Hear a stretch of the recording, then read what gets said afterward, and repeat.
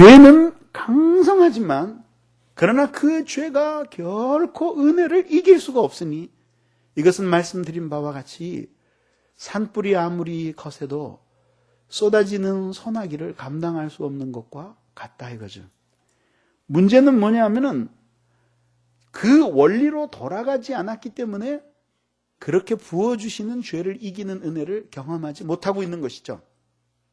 성경이 우리의 구원을 뭐라고 얘기하냐면은 골로새서 2장에 보면은 14절 15절에 보면은 그리스도께서 의문의 증서를 도말하시고 정사와 권세를 밝히 벗어버려 십자가로 승리하셨느니라. 이게 무슨 의미냐면은 우리들이 예수 그리스도를 믿고 그분으로 말미암아 구원받았을 때 단지 죄만을 용서해 준 것이 아니라 실제로 우리 속에 일어나는 모든 죄의 지배의 원리를 혁파해 버리셨고, 그래서 실제적으로 이제는 죄가 우리 가운데 들어오는 일은 있을 수 있지만 그것들을 능히 이기면서 살아갈 수 있는 능력도 하나님이 사죄의 은혜와 함께 동시에 주신 거예요. 그것을 성경에서 의문의 증서를 도말하고 정사와 권세를 벗어버려 십자가로 밝히 승리하셨느니라고 표현하고 있는 거죠. 정사와 권세는 그 귀신들의 이름이에요. 그런 것들이 우리에게 오고 또 율법이 우리를 죄로 정죄한다고 할지라도 그것들을 실제로 극복하고 이겨낼 수 있는 영적인 놀라운 능력을 하나님이 우리에게 주신 것이다. 다만 이런 것들이 은혜의 원리로 돌아오지 않았기 때문에 죄가 우세하게 잠시 폭동을 일으켜서 신자를 지배하고 있는 상태다. 이렇게 생각하면 되시는 겁니다. 그래서 그 은혜의 교리를 기억하면 무한한 위로가 돼요. 왜냐하면 내가 아직은 지금 충분히 경험하지 못했지만 그러나 이제 이 교리에 따르면은 내가 적절하게 은혜의 원리로 돌아가면 그렇게 하나님 아버지께서 위로부터 은혜를 부어주실 것이다. 그런 확신이 자신 속에 올 때에 그때에 갑자기 이 죄와 맞서서 싸우고자 하는 그런 소망들이 생겨나게 되는 것이에요. 그래서 이제 네 번째로 이러한 죄의 지배 그리고 은혜의 지배에 관한 교리를 이해하고 그 내용을 굳게 믿으라고 하는 것이죠. 자, 이런 원리입니다. 우리 안에 죄가 일어날 때 이 죄를 죽이시는 분은 성령님만이 그 죄를 죽이실 수가 있죠. 성령님만이 그 죄를 죽이실 수 있는데 성령님이 그 죄를 죽이실 때에는 우리의 순종을 사용하셔서 죽이시는데 그렇게 순종하게 하는 기본적인 동인이 뭐냐 하면은 믿음이에요, 믿음. 그래서 이렇게 성령님이 우리에게 죄를 죽일 수 있도록 성령님의 은혜를 공급해 주실 때에 그 공급해 주시는 것을 받는 손이 뭐냐 하면 믿음이라는 손이라 이거죠. 그래서 그러한 진리들을 굳게 믿는 일이 필요하다 이거죠. 그래서 죄의 지배를 받게 되면은 송두리째 죄가 앗아가는 것이 있는데 그게 뭐냐면은 믿음입니다. 그래서 실제로 죄의 지배 아래 있는 사람들은 믿음이 없는 사람들이다 이거죠. 그래서 죄의 지배 아래 있을 때의 심각한 문제는 죄가 많아서 문제가 되는 것이 아니라 믿음이 없어서 문제가 되는 거라 이거죠. 하나님께서 죄인들을 구원하기 위해서 예수님을 보내셨잖아요. 예수님이 이 세상에 오셔서 하신 말씀이 뭐냐 하면은 인자가 온 것은 의인을 부르려 함이 아니요 의인을 위해서 온 것이 아니라 죄인을 불러 회개케 하기 위해서 왔노라고 말씀하셨거든요. 그러니까 예수님이 이 세상에 오신 목적 그 자체도 죄인을 불러서 회개시키기 위해서 오신 거죠. 그런데 죄 가운데 살던 많은 사람들 중에서 정말 그 죄를 정직하게 주님께 고백하고 용서를 경험해서 새 삶을 살게 된 사람들은 죄의 양하고는 상관이 없더라 이거죠. 예? 그러니까 실제로 바리새인은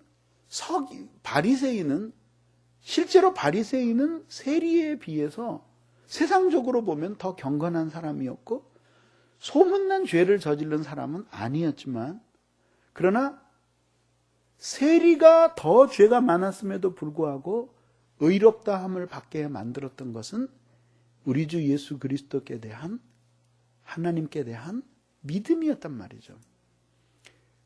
그래서 죄의 지배 아래 있는 사람들이 죄는 이미 지었고 그걸 후회하고 눈물을 흘리면서 용서해 달라고 하나님 앞에 비는 것은 별 의미가 없다 이거죠. 지금 다급한 것은 뭐냐면 불길처럼 일어나고 있는 이 죄의 지배의 세력들을 꺾는 거예요.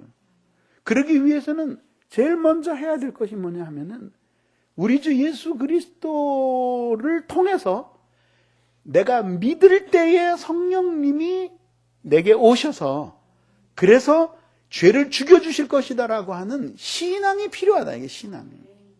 죄는 이미 지었는 걸 어떡하냐 이거죠. 후회해도 어떡하냐 이거죠.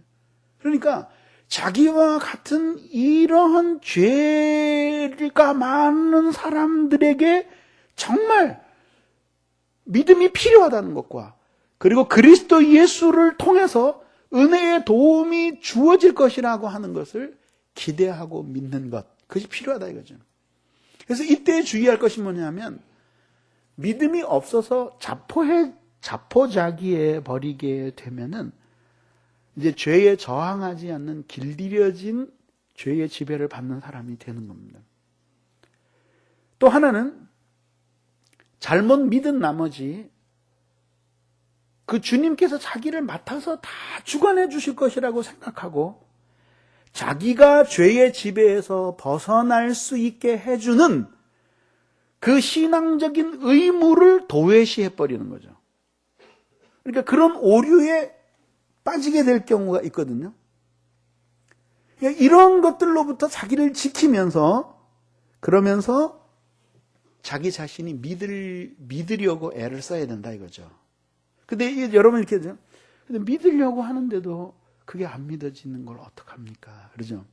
근데 그런 이중적인 모순을 믿어야 되는데 믿어지지 않는 모순들을 신앙을 가진 사람들도 많이 경험을 한 거예요. 그게 믿어야 되는데 근데 이 현실 속에서 일어나는 일들이 자기로 하여금 그 믿음을 갖지 못하게 하는 거죠.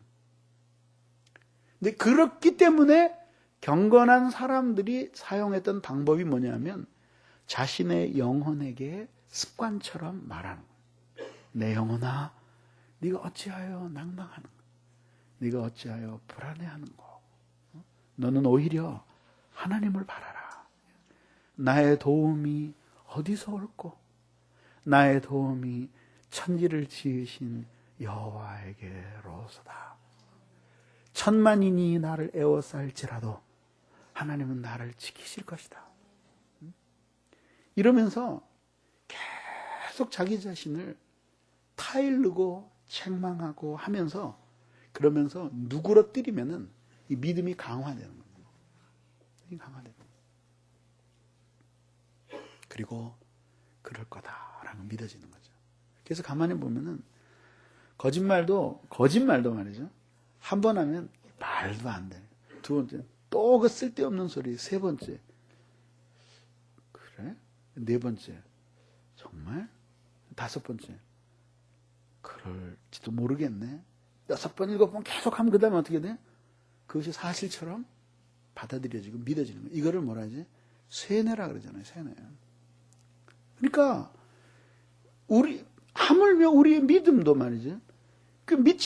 믿는 것은 사실은 보이는 걸 믿는 건 믿는 게 아니잖아. 여기 꽃이 있다, 이걸 믿는다. 그렇게 말할 사람이 어디 있어요? 그냥 꽃이 있다 그렇게 얘기를 하는 거지. 믿는다. 뭘 믿어? 믿긴 여기 있는데, 다 아는데. 믿음은 보지 못하는 것들의 증거요. 보지 못하는 것들에 대한, 바라는 것들에 대한 실상이요. 보지 못하는 것들에 대한 증거란 말이죠. 그게 믿음이란 말이죠. 그러니까 당연히 속에서 보통 충만한 경우를 제외하고는 믿으려고 할 때 그렇게 될까 하는 것들이 일어나는 것은 누구에게나 흔히 있을 수 있는 일이라 이거죠. 그러니까 그거를 떨치는 거죠. 그러한 작업이 필요하다라고 하는 것이죠. 그래서 순간순간 이런 것들이 다양한 방법으로 공격이 되어 와요. 예를 들자면 어떻게? 네가 그렇게 잘못을 하고도 어떻게 하나님께서 죄를 이길 그런 은혜를 공급해 주시리라고 생각하느냐? 또 아니면은 뭐 간절히 기도하면 너 그렇게 간절히 기도하고도 옛날에 또 그러지 않았냐? 이런 것들이 송사들이 막 들어옵니다. 그리고 어떤 때는 그 죄와 분투하는데도 이상하게 진전이 별로 없는 경우가 있어요. 그때는 믿음이 자 그렇게 식어질라 그러죠. 그때 뭐냐 하면은 비록 당장은 내가 이 죄를 이기는 증거가 안 나타난다고 할지라도 이렇게 사는 것이 최선이다. 이렇게 생각하면서 하나님을 믿지 않으려고 하는 자기 자신을 다스리고 타일를 때 그때 우리의 믿음이 북돋아지는 거죠. 그것이 반드시 필요하다는 거죠. 그렇게 하면서 의심하려는 자신을 그렇게 스스로를 타이르면서 부인해 버릴 때, 자꾸 부인할 때, 그때 우리의 믿음을 약화시키는 것들은 계속 죽고, 그리고 우리의 믿음은 점점 강화되게 된다는 거죠. 그런 방식으로 믿음을 가져야 된다라고 하는 것이죠. 반드시 그렇게 해주실 것이다 라는 그런 믿음. 그 다음에 이제 다섯 번째가 뭐냐 하면은 죄를 이기게 하시는 은혜를 하나님이 어떻게 주시는지에 대해서 생각해라 이제. 그 방법이 있다라고 하는 거죠. 그때 가장 좋은 게 뭐냐 하면 회심의 경험을 생각하는 거예요. 회심. 대부분이 회심을 가지고 있잖아요. 회심의 경험을 생각하는 거죠. 회심의 경험을 생각할 때 여러분들이 흔히 뭐라 하냐면 첫사랑의 때 뭐 그러잖아요. 첫사랑을 회복하고 싶습니다. 그러는데 첫사랑보다는 훨씬 나아야지. 그것만 회복해서 뭐 하겠어요. 지금 하도 못 사니까 그거라도 생각이 나는 거지. 첫사랑을 회복하고 싶다 그러는 게 그 심리를 계속 파고 들어가 보면 뭐가 그렇게 그리운 거냐 하면은 이런 게 그리운 거예요. 왜냐하면 그때는 이렇게 불순종하며 살지 않았는데, 그때는 이렇게 죄한테 쉽게 지지 않았는데, 그때는 하나님을 향한 사랑이 지금보다 훨씬 더 뜨거웠는데, 그때는 하나님이 나를 더 많이 기뻐하셨는데, 이런 모든 총체적인 것이 첫사랑이라고 하는 아련한 추억으로 묘사가 되는 거예요. 그런 거거든요. 그때를 좋다 이거죠. 그래서 막연하게 첫사랑의 때 그땐 좋았는데 라고 그렇게 마치 이제 다 늙어가는 사람이 소녀적 사랑 생각하듯이 그런 태도로 보지 말고 좀 더 분석적인 태도로 그 첫사랑의 경험을 생각해 보라 이거죠. 회심의 경험을. 또 첫사랑이어도 좋고 그 이후에 더 큰 회심이 있으면 그거를 생각해도 좋고, 그게 뭘 생각하라는 거냐면 그죠?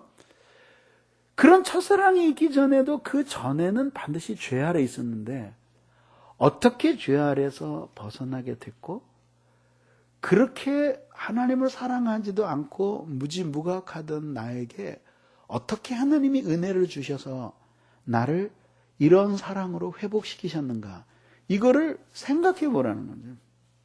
생각을 해보라. 생각을 해보면 그러면 거기서 뭐가 나오냐 하면은 하나님이 죄로 말미암아 희망이 없는 상태에서 지금처럼 똑같이 혹은 지금보다 훨씬 더 악하게 나쁜 상황에서 살아가고 있던 나에게 은혜를, 죄를 이길 수 있는 은혜를 주셨던 그 방법과 방식들이 생각이 나는 거죠. 방법과 방식들이 생각이 나는 거죠. 그것들이 생각이 나면 이제 이치들이 떠오르기 시작하는 거죠. 어떤 때에 하나님이 그런 은혜를 주셨다. 그리고 이제 첫사랑의 기억만 아련히 떠오르는 것이 아니라 어려움 속에서 마음이 한없이 가난해지던 그 추억, 그 다음에 지금과는 비교도 안 될 정도로 그렇게 놀리는 지금처럼 없지만 애절하게 하나님 앞에 매달리던 그런 영적인 긴장감, 그리고 기도하면서 말씀을 들으면서 하나님을 만나야 되겠다라고 마음 먹던 그런 영적인 각오, 이런 것들이 한꺼번에 다 생각이 나는 거죠. 그러면 비로소 그런 것들이, 그림들이 짝이 맞춰지면서 하나님이 어떤 마음을 가지고 있는 사람을 어떤 경로로, 어떤 방식으로 은혜를 공급해 주시고 어떻게 하나님이 그 은혜를 우리 안에 강화시키는지에 대한 정리된 생각들이 단편적으로나마 떠오르기 시작한다라고 하는 거죠. 그러면 지금 자신이 첫사랑을 그리워하고 갈망하고는 있지만 사실은 받을 준비가 얼마나 안 돼 있는가 하는 것들을 그때에 비해서 깨닫게 되는 거죠. 그런 방식으로 첫사랑을 좀 말했으면 좋겠어요. 첫사랑을. 그렇게 해서 은혜가 주어진 원리들을 생각하는 것이죠. 그러니까 이렇게 하나님이 실제적으로 어떤 마음, 어떤 자세로 하나님 앞에 나아가고 어떤 방식으로 하나님 앞에 은혜를 받으려고 할 때에 주님이 말씀에 입각해서 그 은혜를 우리에게 주셨는지를 생각하고 그 원리로 자기를 다시 되돌려 놓으려고 생각을 해야 된다 이거죠. 그런 노력은 없이 그냥 눈물만 찔찔 짜는 그런 걸로는 결코 죄를 이길 수 없다 이거죠. 어? 바보같이 말이지.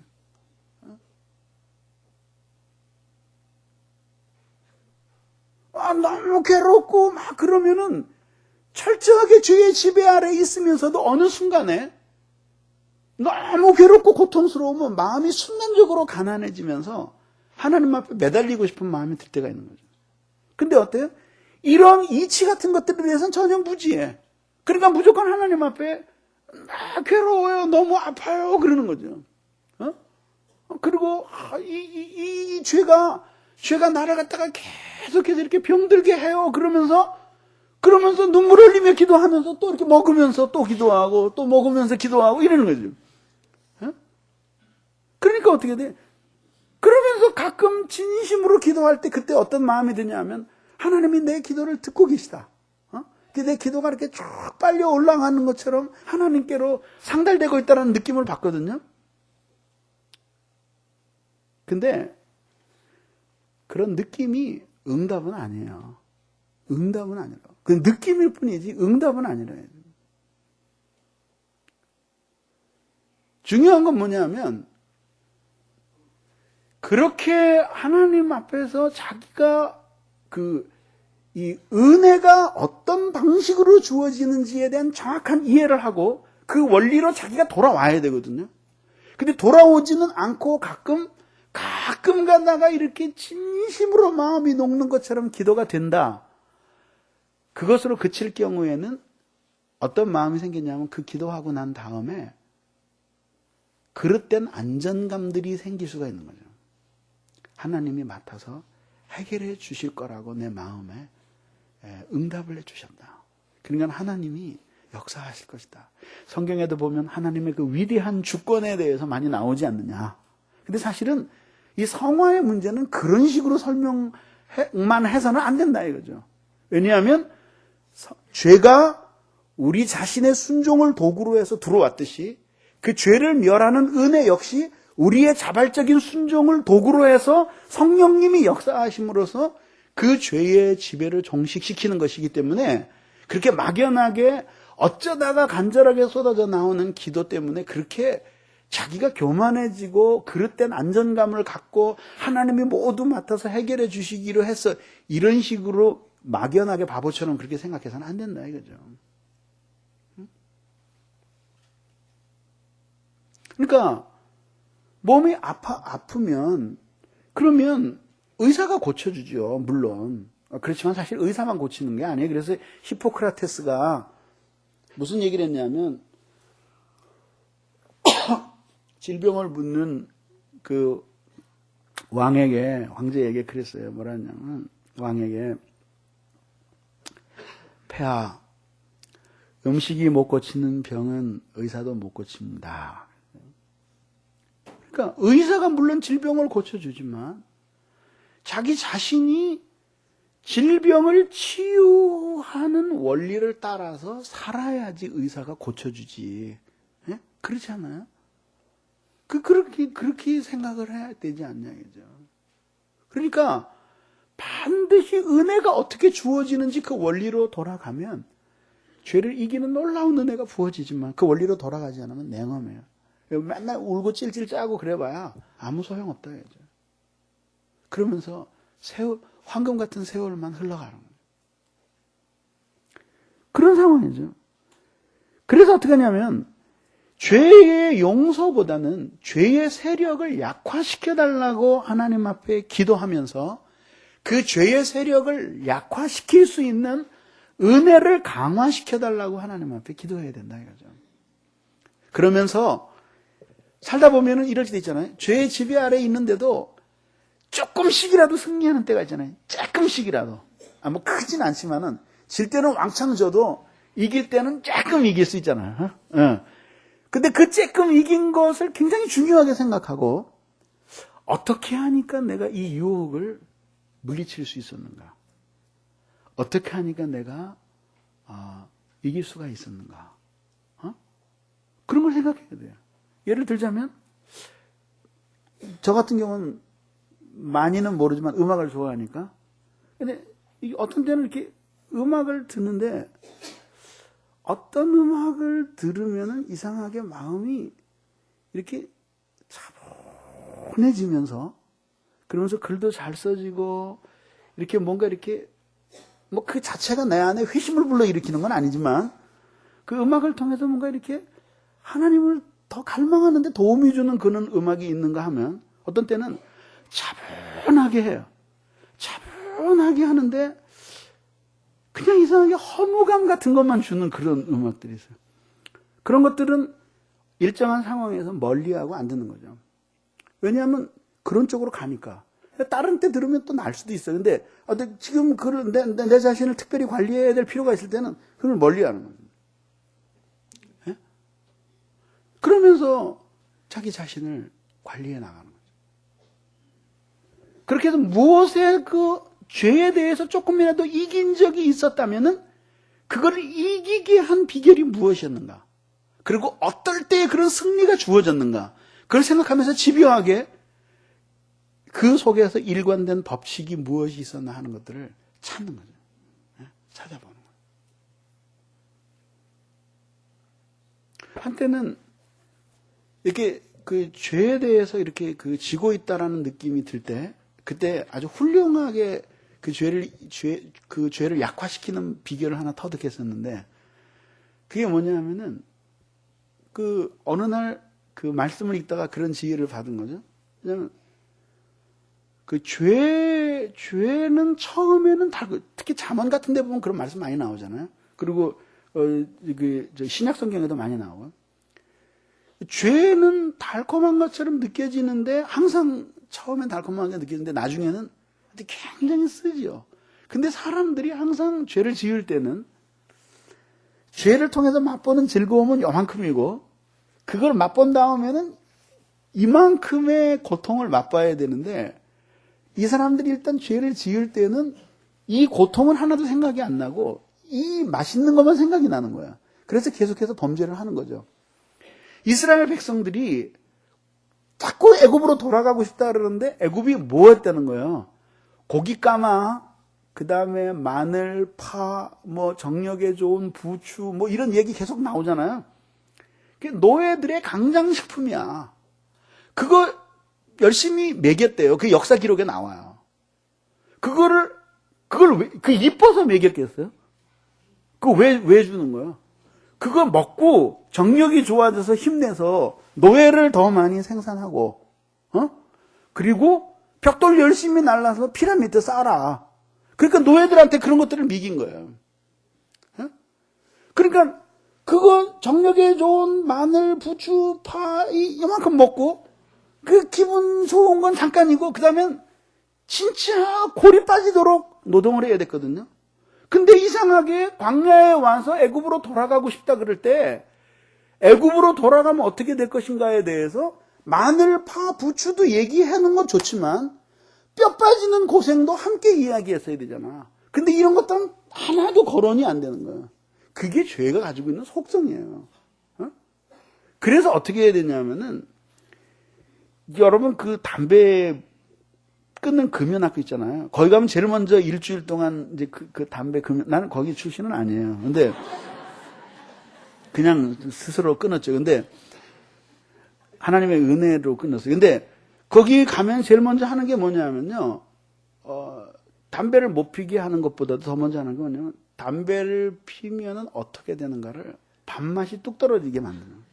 폐가 막 떡이 돼가지고, 그것도 실명을 거론하는 거야. 이거 무슨 그룹의 누구 회장의 폐. 그래가지고, 떡이 돼가지고 말이지, 탁 해가지고 말이지, 그게 완전히 볼 수 없을 정도로 구역질이 나오게 그렇게 만드는 거예요. 혐오감을 주는 거란 말이죠. 그렇게 하는 거예요. 그래서 결국은 말하자면은 그것들을 완전 정내미가 떨어지게 만들어 버리는 거거든요. 근데 여러분도 마찬가지예요. 여러분들이 무엇인가 그 하나님 앞에 은혜가 공급되는 은혜가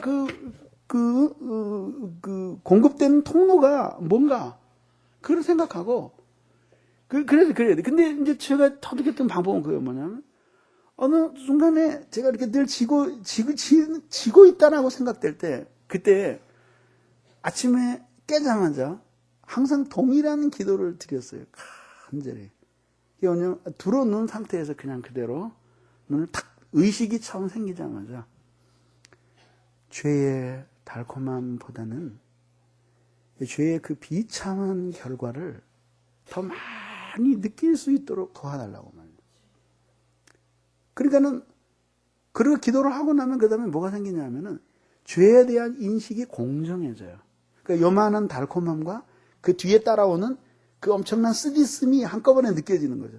그러니까 유혹을 받거나 이런 어떤 생각이 날 때마다 항상 그런 기도를 습관적으로 드리는데, 현저하게 죄가 죽는 것을 경험했어요.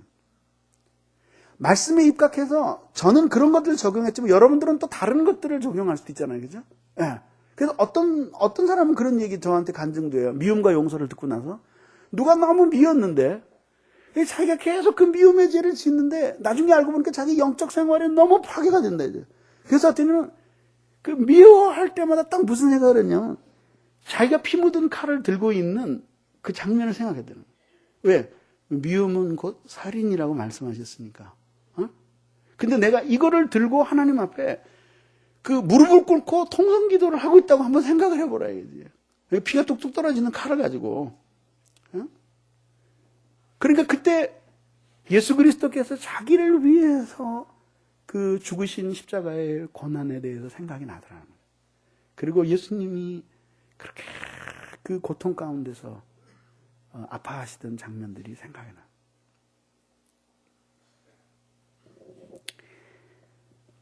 그렇게 하면서 은혜의 원리들을 터득해 나가는 거죠. 마지막 6번째, 그리스도를 깊이 생각하라는 거죠.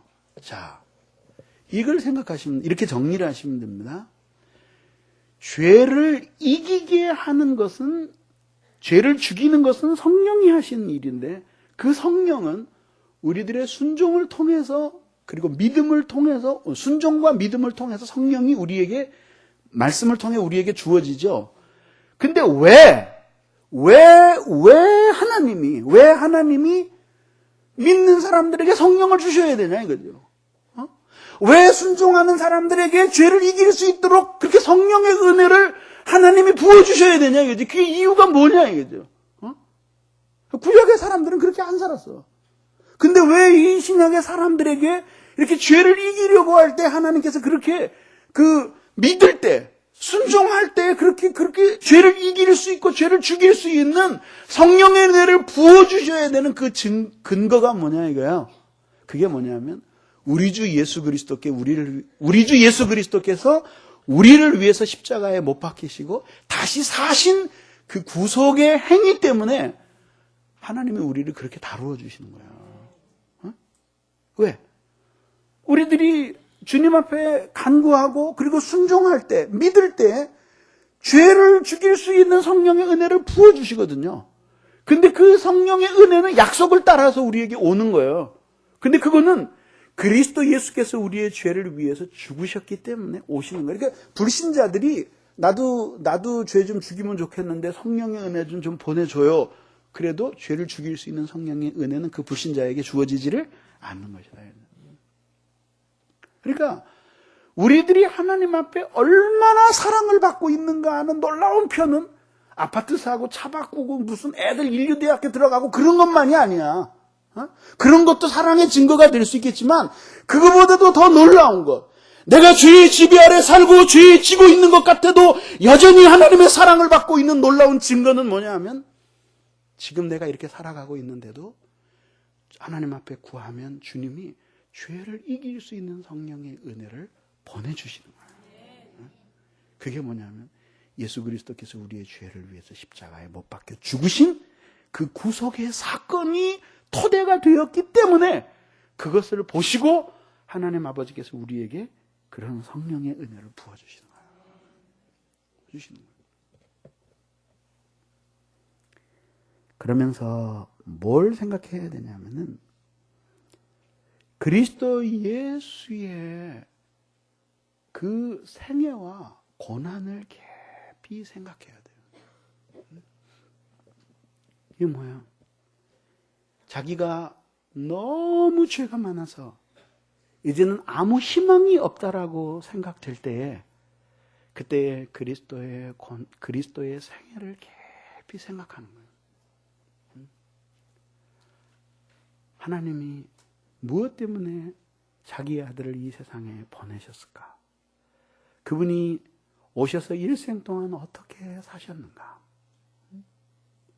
깃들 것 없고 머리둘 것 없는 생애를 사시면서 그분이 당신의 생애 동안에 이 지상에서 죄인들을 어떻게 다루셨는가? 그거를 생각해야 된다. 죄인들을 어떻게 다루셨는지를 생각해보라. 요한복음 8장 11절에 보면은 간음한 여인의 기록 같은 것이 예를 들면 나오죠. 간음하다 현장에서 붙잡힌 여자였습니다. 예수님이 너는 인간으로서 가치도 없다. 쓰레기 같은 년이다. 그리고 너는 이제 인간의 자격이 없다. 모세의 율법에 정한 대로 돌을 던져라. 그러셨습니까? 그렇지 않죠. 나도 너를 정죄하지 아니하노니 가서 다시는 죄를 범하지 마라. 오히려 예수님 뭐라고 말씀하셨습니까?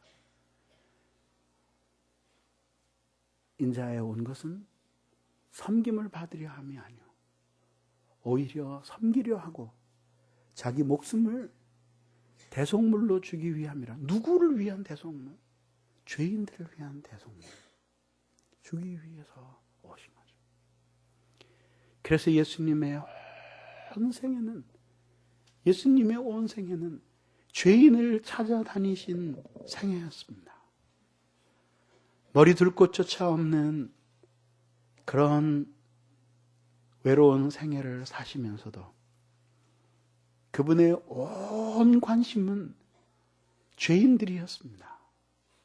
아버지를 멀리 떠나서 하나님의 품을 멀리 떠나서 죄 가운데 살고 있고 지금 우리처럼 죄의 지배를 받으면서 한편으로는 괴로워하며 하나님께로 돌아가기를 원하지만 가는 길을 알지 못하고 알아도 돌아갈 힘이 없는 수많은 사람들을 당신의 교훈과 당신이 보내주시는 성령의 은혜와 능력으로 그들을 아버지께로 인도하는 그 일이 예수님의 전생애의 과업이었습니다. 무엇 때문에 그분이 그렇게 머리둘 곳 없는 생애를 사시고 굶주리시고 고달픈 노역과 고통과 핍박과 시련 속에서 진리의 말씀을 가르치셨습니까? 무엇 때문에 그분이 수많은 박해 받으시면서 반대자들에게 애워싸이신 외로운 생애를 사셔야 됐습니까? 모두 죄인들을 위해서였고 그 죄인들을 건져내시는 그 일이 예수님이 이 세상에서 오셔서 하시고 싶으셨던 가장 중요한 일이었습니다. 뿐만 아니죠. 예수 그리스도의 생의 마지막은 그 죄인들을 위해서 자기를 버리신 십자가의 고난으로 마무리되었습니다. 예수님이 십자가에 못 박히신 이유가 무엇 때문이었습니까? 죄 없으신 그분이, 죄를 알지도 못하고 지으실 수도 없는 그분이 죄인들을 위해서 십자가에 못 박히시지 않으셨습니까?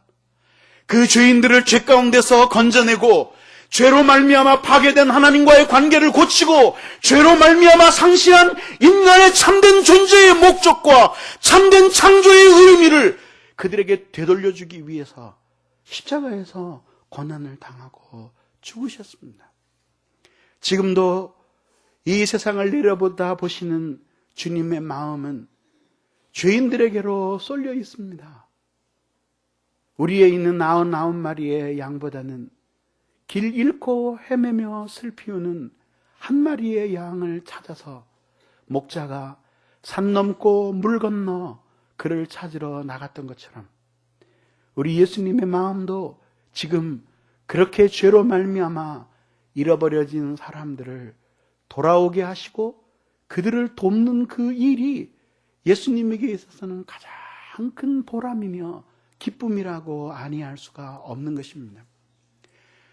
우리들이 인간이라도 자식을 낳아놓고 그들을 어떻게 양육하고 어떻게 사람으로 만들고 필요한 때에 그들에게 있어야 할 것들을 공급하고 그들의 인생이 어떻게 되기를 바라는 선한 계획과 공급의 의무를 우리들이 가지고 있는데 하물며 완전하신 하나님 아버지께서 우리들을 죄 가운데서 구원해 놓으신 다음에 그 다음에 죄의 지배를 숙명처럼 여기면서 그 죄에 삼킨 바 되어서 일생을 이렇게 보람도 없이 불순종하며 사는 것, 그것들을 방치해 두실 분이 아니시라는 것입니다. 만약에 그렇다면 그것은 하나님의 선하신 성품에 어긋나는 것입니다.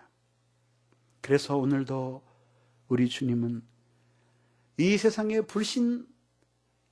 불신자들의 많은 세계를 바라보시면서 그 영혼들을 불쌍히 여기시고 그 영혼들을 건지기 위해서 가슴 아파하시며 고통하시지만 한편으로는 이미 교회 안에 들어와 있으나 사실은 죄로 말미암아 잃어버린 바 된 사람들, 하나님과의 생명적인 교제의 은혜를 잃어버리고 한편으로는 몸부림치며 항거하면서도 또 한편으로는 그 죄에 매여서 살아가고 있는 여러분과 같은 많은 사람들을 불쌍히 여기시고 돕고 싶어 하시는 분이 바로 우리 예수님이신 것입니다. 예수님이 십자가에서 못 박혀 피 흘리고 죽어가시는 그 순간에도 기도하신 것이 있습니다. 그것은 바로 아버지여 저희의 죄를 용서해 주시옵소서. 저희는 자기의 하는 것을 알지 못함이니이다. 변명하시면서 자기를 십자가에 못 박는 죄인을 위해 기도하셨습니다. 이것이 예수님의 마음입니다.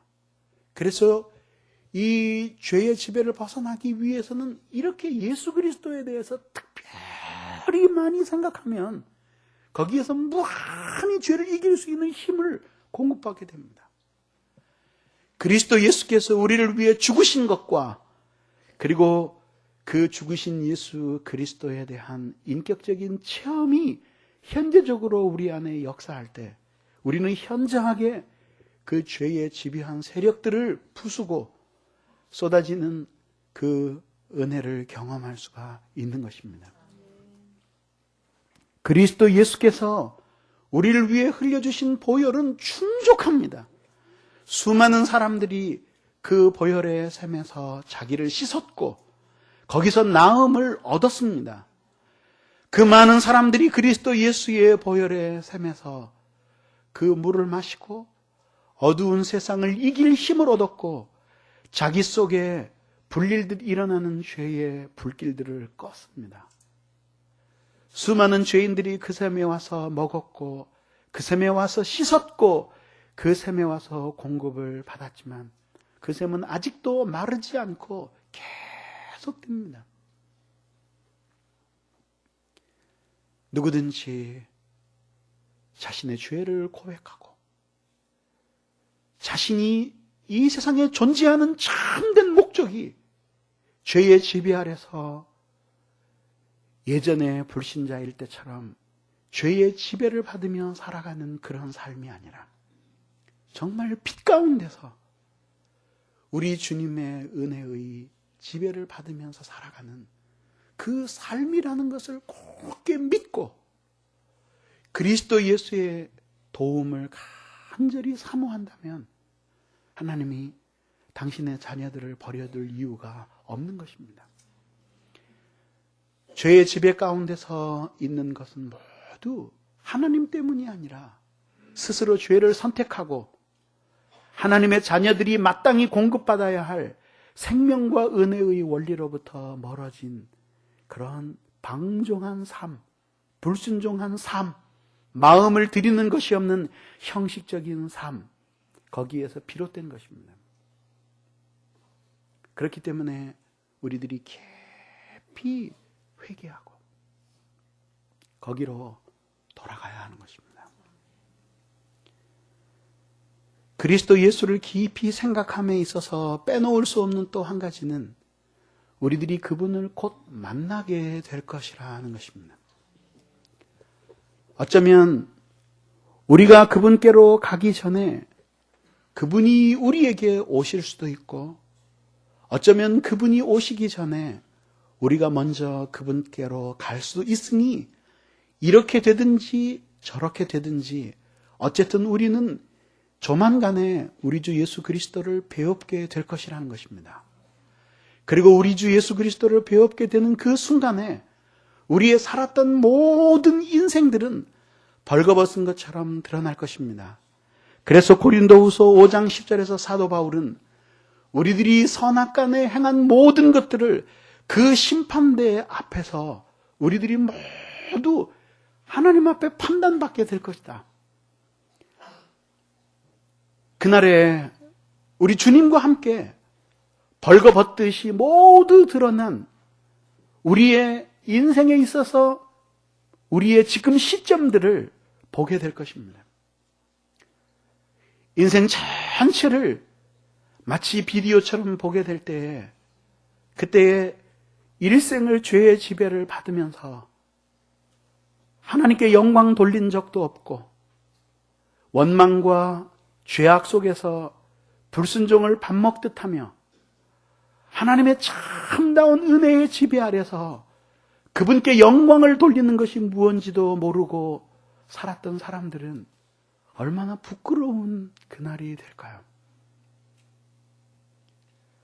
일생 동안을 믿음으로 살고 신앙으로 살기 위해서 죄와 더불어 싸우고 은혜 안에 거하기 위해서 끊임없이 마음을 다스리며 어두움을 뿌리치고 빛 가운데 살았던 사람들, 잠시 머물 이 세상 속에서 수시로 솟구쳐 오르는 육신의 죄에 대한 욕망과 자기만을 사랑하는 이기적인 욕심을 뿌리치기 위해서 아파하면서도 주님의 은혜 안에 있기를 사모했던 성도들은 그날에 얼마나 놀라운 위로를 받을까요?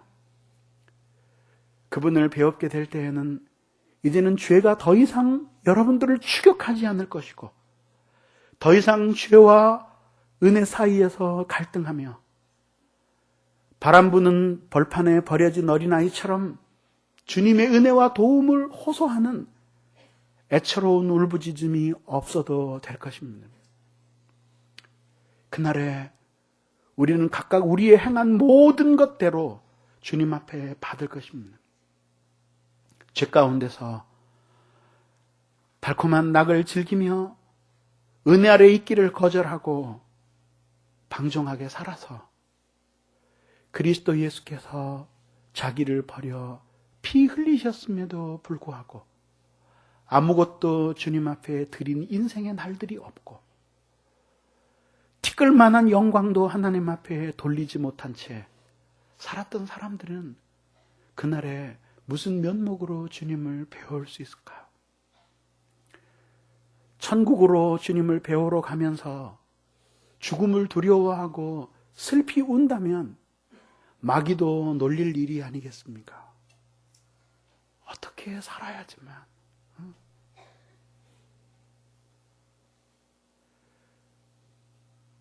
저 공중에 구름이 일어나며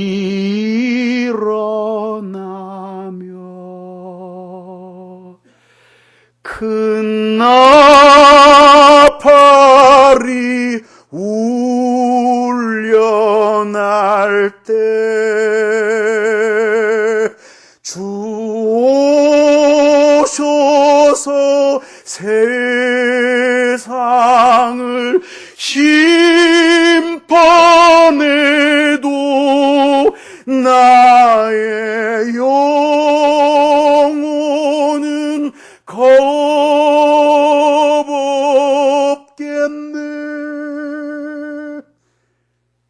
흰 이빨을 드러내고 달려오는 죽음의 위험 앞에서 오라 사망이여, 너의 검은 휘장이 찢겨지고 나면 나는 거기에서 일생 동안 끊임없이 나로 하여금 죄를 죽이며 살게 하셨던 내 인생의 진정한 목표가 되시는 우리 주 예수 그리스도를 영광 가운데 배울 것이다.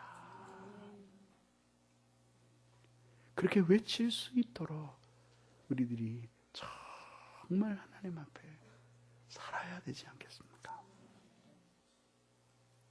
어려운 일이 아닙니다. 정말 은혜 아래 살기를 원하는 사람들이 이 방침을 따라서 하나님 앞에 믿음으로 매달린다면 아마 여러분들은 비교도 안 될 정도로 하나님의 놀라운 은혜의 역사를 경험하게 되실 것입니다.